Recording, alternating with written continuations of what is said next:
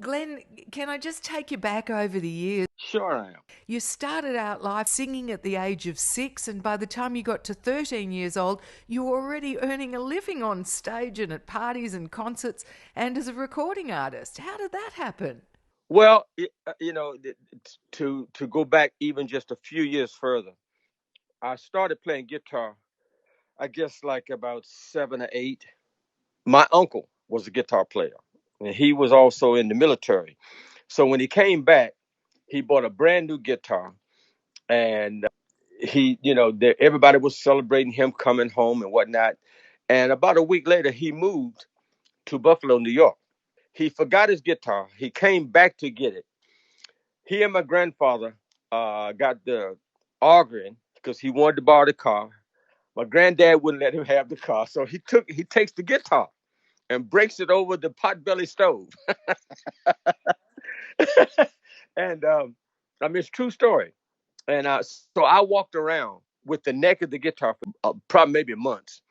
And after that, I guess my mom and dad saw that I was really attached to the thing, and but they decided to get me one. And I'll never forget the Christmas that they bought it. I don't remember the year, but we were still believing in Santa Claus back then. But So you were pretty young. yeah, yeah. So my dad hides the guitar way back up in the closet, and every day he'd come home from work and he'd take his shoes off. He said, "Son, throw my shoes in the closet." So I took his shoes and threw them in the closet, and they hit something back there, and it said "boom." And I said, "What was that?" He said, "Come out of that closet. Come out of that closet." So that was when I discovered I had a guitar. And right after that, I started taking lessons. I was real quick, real good with my ear. So the learning, the lessons, and the notes and all that kind of stuff was kind of slow for me. I mean, that's a slow process anyway until you get up in there a while. So I just took out and started playing by ear. And as soon as I would go out, and whenever that we used to have what we call block parties in the neighborhood. They don't do that kind of stuff now, where they would turn the water hose on and the kids would get out and get wet and run through the water. And afterwards, Yeah, we had them. yeah, and afterwards everybody kind of just settled down, and I bring my guitar out and start playing. So I from that I got invited to go to little neighborhood parties and play a song or two. I mean, I wasn't making no mega money, but I never forget. Now put a pause there. Some years early, Yeah. I was a little guy. I couldn't have been no more than 4 or 5 years old. My dad used to take me to the stage show, and with the lights and the big band and the sound and everything, and it was the costumes. Whenever the band would start playing, I would jump out in the aisle and dance as a little boy. I mean, just little kids playing around, and people started throwing coins, money at my feet. Wow. And so my dad would say, "Dance, son. Come on, keep dancing. Go on, dance, dance, dance." so so I saw that this will work. I can if I'm serious about this, I can start making papers. They're just coins, and that was the way it started. So you really always wanted to be a professional entertainer Yeah, well, I didn't know anything about being a professional. I just wanted to sing, and I just wanted to play. and dance. Yeah, and dance and play my guitar. That was so I was a big Chuck Berry fan and Bo Diddley, all those guys that played guitar. So for years, and then I found out that the up front guys didn't play instruments, and they got all the girls and the money. So I changed my position a little bit. I said, well, I'll use the guitar just to practice and write my songs, and that's when I got interested in vocal groups. It was 1975 when you came to the attention of the Temptations. How did they find you? Interesting story as well. I'm from Washington D.C. And when Eddie left, one of the first people they picked up was Ricky Owens. Back in the day, Ricky had a beautiful voice, beautiful, good looking guy, tall. Seemed like he would be a perfect fit for the Temps. But evidently, the voices, the instruments that we have are flesh. They're not brass, they're not wood, they're flesh, and they wear out over the years. And Ricky's voice had evidently gotten bad. So I'm in Canada at the time, and everybody's running around DC saying, "Where's Glenn? Where's Glenn? He need to be here. He need to be here." So I missed that opportunity. They got a guy from Baltimore named Damon Harris. Damon was there for about 4 years, had a few hits with him. And so I'm back up in Canada again. And we were signed to, I was with a group called True Reflections. We were signed to Atlantic Records, and we were waiting for our release. And we get a call from Atlantic. He called to tell us that they were pushing our release date back. But at the time, the Isley Brothers were on Atlantic. And they said, we got to release an Isley Brother tune. So they pushed our song, our release back. The guys got frustrated. The group split up. The other two guys with me left, came back to DC. I stayed in Canada, put together another self-contained type unit, not a vocal group unit, but a band. So one of the guys stayed in touch with me. We were produced by a guy named Tony Sylvester, who used to sing with a group called The Main Ingredient. One of the guys got a call from Tony, says, "Man, you're not going to believe this." He said, "I was just with Otis Williams, and we were sharing some of the things that we were doing. And he played a couple of his songs that they were working on, and I played some of the things that we were doing. And they heard Glenn, and they want to know who is he and where he's at. And I wouldn't tell them. So Joe Blunt is the guy that they were talking to. So Joe told me, I said, I can tell you now, if he finds out that Otis was interested and you don't say nothing, you're gonna have to leave town." So Tony finally put me in touch with Otis, and we talked. And Otis told me they heard some of my stuff and they liked what they heard. Wanted to see if I would work out with the group. So he said, we'll send you a ticket, round trip ticket. If it works out, you stay. If it don't, hey, well, how that goes. So I said, why don't you do this? Just make it one way. So Otis said, oh, so you figured on staying, huh? I said, well, I'm going to stay in California. If I don't make it with the group, I'm in the place that I want to be. I'm where the business is, I'm where the talent is, and so forth. So that was 1975, and the rest is history. By the time I got there, it was a big corporation. The little family atmosphere that everybody thinks that it was all those years, it had gone. It was a big corporation. So, but the heart of Motown has always been family.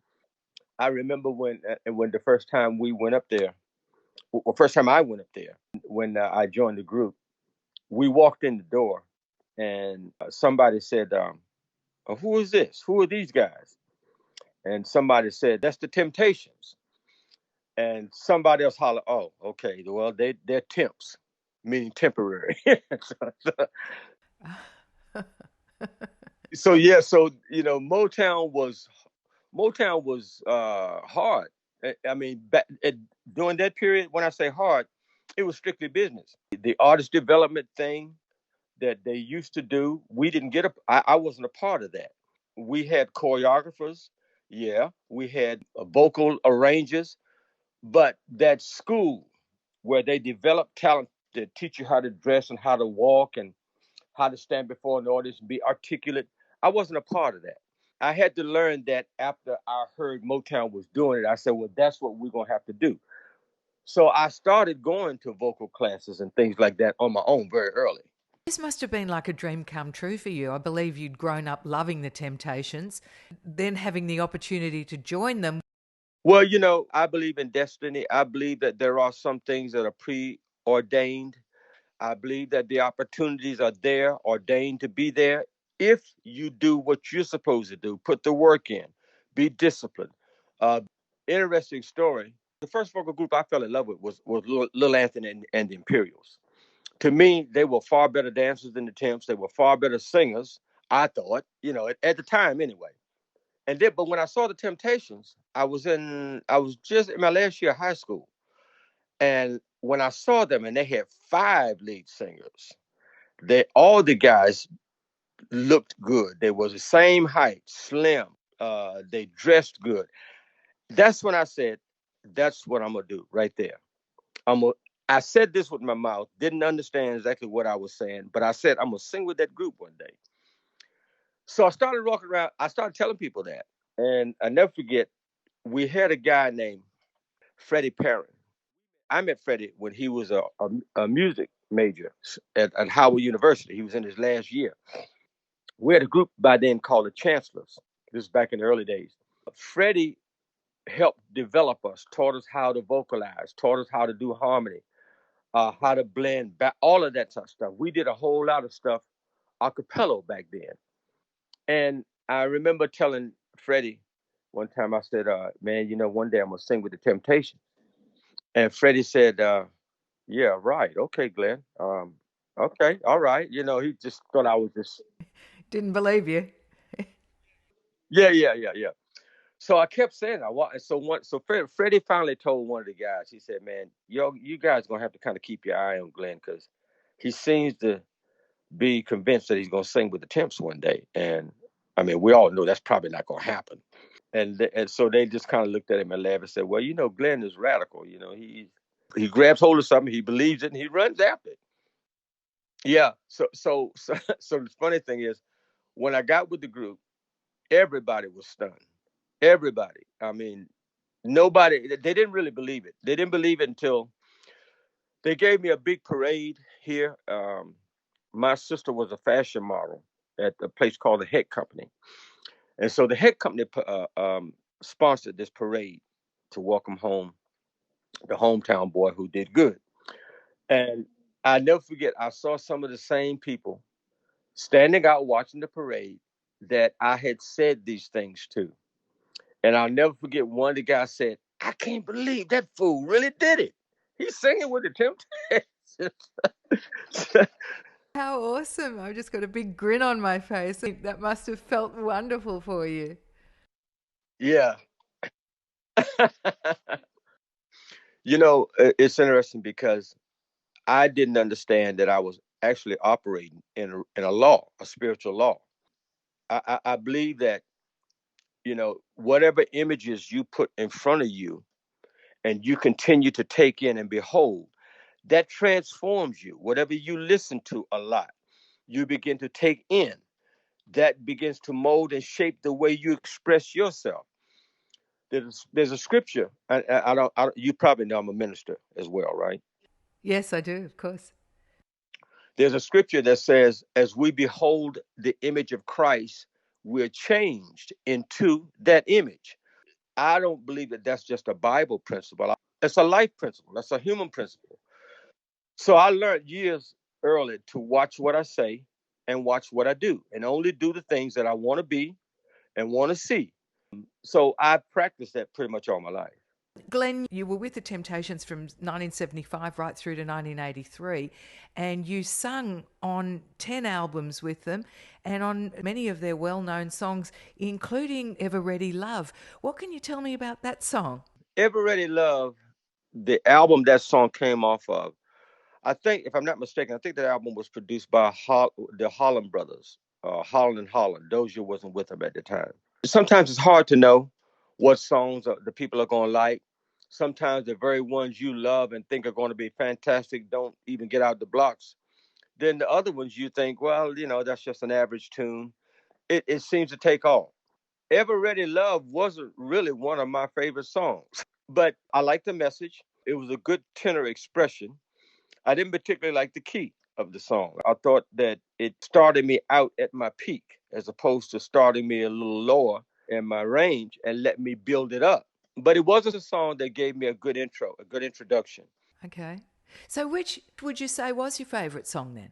I think the album that we did, Temptation to Do the Temptations, I really like that because we wrote and produced that album.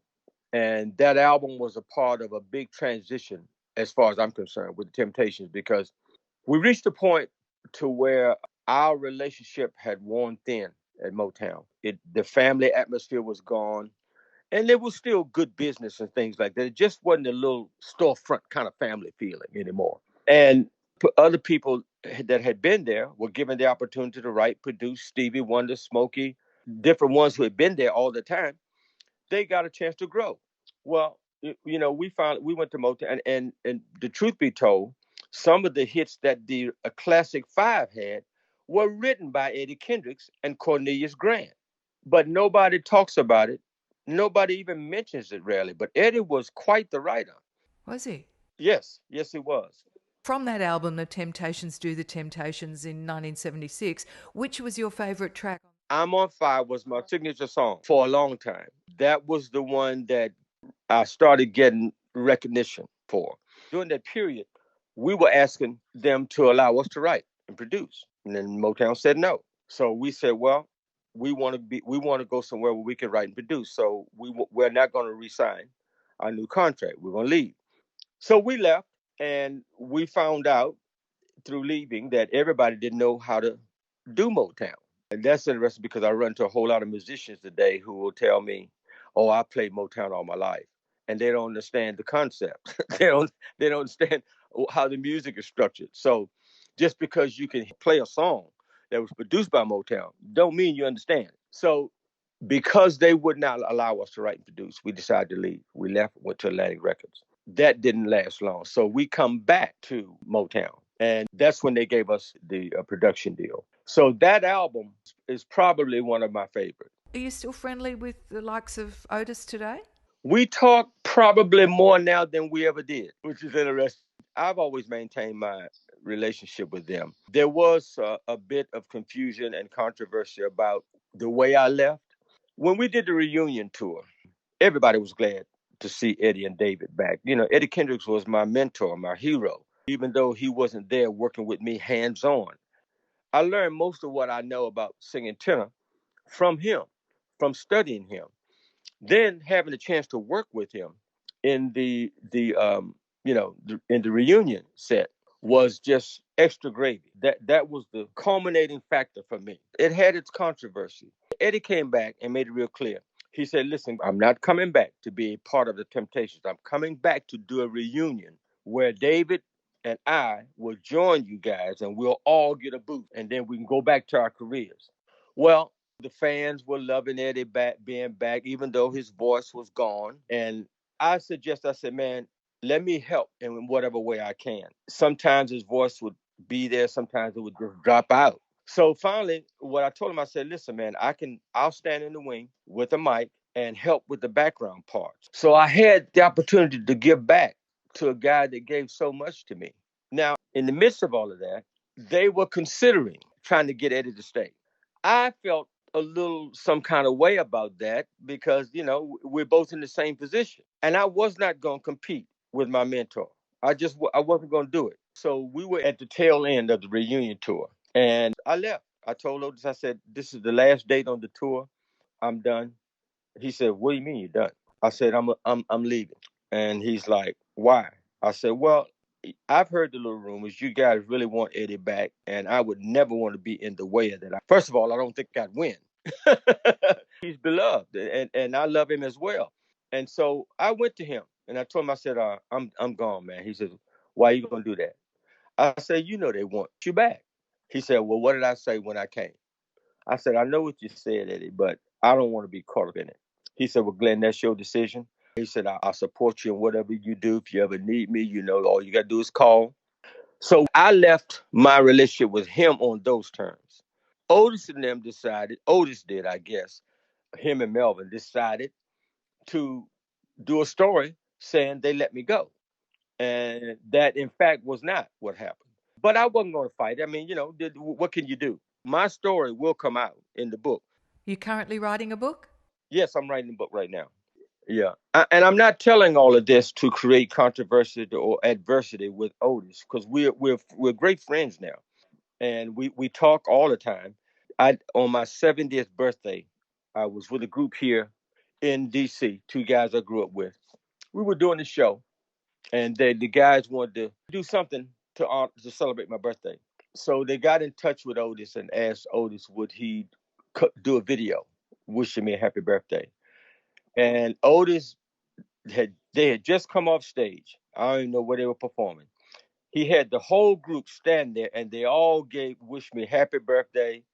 And Ron Tyson, the guy that took my place, he was a part of the Philadelphia group of producers when we first met him.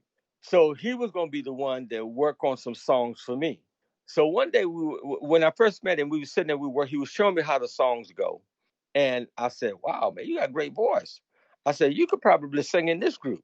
And he was the one they called to replace me. All right. Eddie never did come back. No, no, Eddie left. Eddie left. Eddie was a guy who had very, very solid and sound character. He wasn't a pushover. In his image as a performer, he didn't say much. He was kind of quiet, but Eddie was as strong and as solid as they come. David was boisterous and loud, and controversial and all that. Eddie had none of that. Eddie was the only one in that left attempts that had a valid solo career. David didn't do well. Dennis didn't do well. Eddie Kendricks had 10 years of a solo career, did pretty good as a solo artist. So he was more solid than a lot of people really knew or gave him credit for. Sometimes when you have a softer spot in the production, you sing a lighter voice, people feel you're not really solid or strong. But Eddie was a good businessman. He was a great performer. He was a class act all the way around. I grew up in church, and one of the first things you learned was yield not to temptation. And it's funny that I would join a group called the Temptations. Having heard that yield not to temptations, Indeed. I've heard this said. I don't necessarily put much stock in it, but the Temptations have had a lot of drama. I mean, Otis is the only living original member. There've been like maybe 23 Temptations. So the group has had a lot of personnel and have managed to stay around all these years. And I've heard people say that name was not the best name they could have chosen because it goes against biblical principles. Yield not to temptation. I tell people, I say, look, you're taking this a little too serious. These days you run around doing a Temptations review, don't you? Well, Damon Harris, I actually took Damon's place in the group. My Temptation Revue Group was Damon's group. Damon had invited me out to come and do some shows with him, and he was calling his group former lead singers, plural, of the Temptations. When he was diagnosed with cancer and was unable to perform at a certain point, I just took the group over and ran with it. And I've had the group now 20 some years. But that's not the only thing I do. I also write, produce. I'm working right now on building a concept and a project for the sons of the Temptations. Paul Williams' son, Melvin Franklin's son, my son, and David Ruffin's son. They all have a group. They started out calling themselves Sons of the Temptations. Naturally, Otis wasn't going to stand still for that, so they started calling themselves Sons of Motown. And they got some flack from that. So they were cautioned, but somebody at Universal also expressed some interest. So they haven't legally stopped them, but they told them that they're not probably not going to be able to use that name. I'm involved. I'm engaged with them right now. I want to help the sons. All of these guys, had sons. The only son that I know that don't sing is Eddie's son, Paris. Unfortunate, because if he could sing like his daddy, woo, my goodness.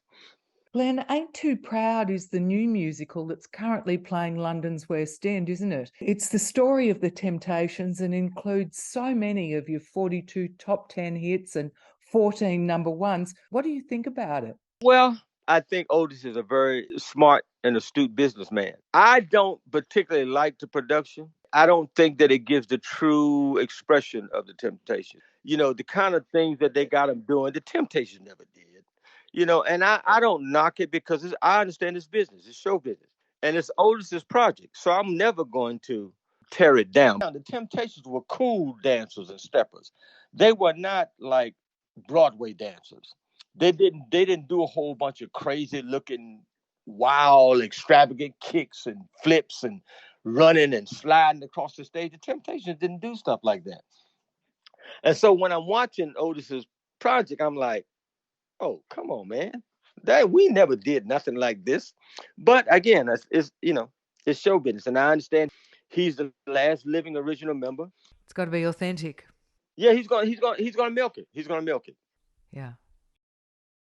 You're certainly very active. You're not getting any younger, but you seem to be getting even more creative. You're certainly very active. You're not getting any younger, but you seem to be getting even more creative. Well, I believe that when you're true to your art will be true to you, and so I just stick to what I do, and it's always inspired me. I'm not gonna change that. I'm gonna keep doing what I do.